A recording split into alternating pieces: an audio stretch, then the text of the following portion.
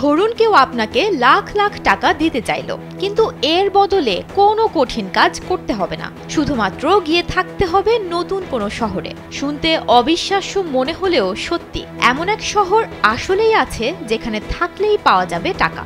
এমনকি সেখানে বাসা থেকে হাঁটার দূরত্বেই মিলবে নানা সুযোগ সুবিধা, যা শুনলে ব্যাগ গোছাতে শুরু করবেন আপনিও।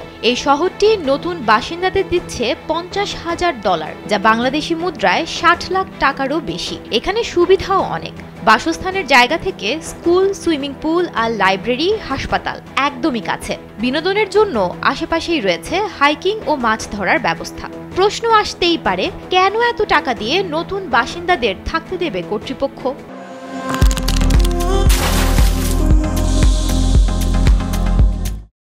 কারণ এই শহরে অনেক কিছু থাকলেও নেই পর্যাপ্ত মানুষ।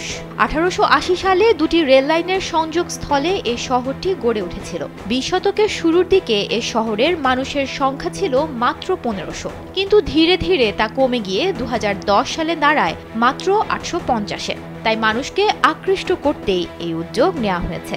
জনশূন্য হয়ে পড়া দেশটিকে আবারও প্রাণবন্ত করে তুলতে চায় সরকার। এখানে পরিবার, অবসরপ্রাপ্ত ব্যক্তি এবং একক পেশাজীবীরাও ভিসার জন্য আবেদন করতে পারবেন। তবে আবেদনকারীর বার্ষিক আয় একটি নির্দিষ্ট সীমার মধ্যে থাকতে হবে। এই প্রকল্পের অধীনে সরকার $50,000 সরাসরি না দিয়ে শহরের বাড়িতে ডাউন পেমেন্ট হিসেবে দেবে, অর্থাৎ বাড়ি কেনার জন্য আর্থিক সহায়তা করবে, আর বাকি টাকা নতুন বাসিন্দাকে বহন করতে হবে। যারা ঘরে বসে কাজ করেন অথবা শহরের বাইরে নতুন জীবন শুরু করতে চান, তাদের জন্য এই শহর হতে পারে একদম উপযুক্ত।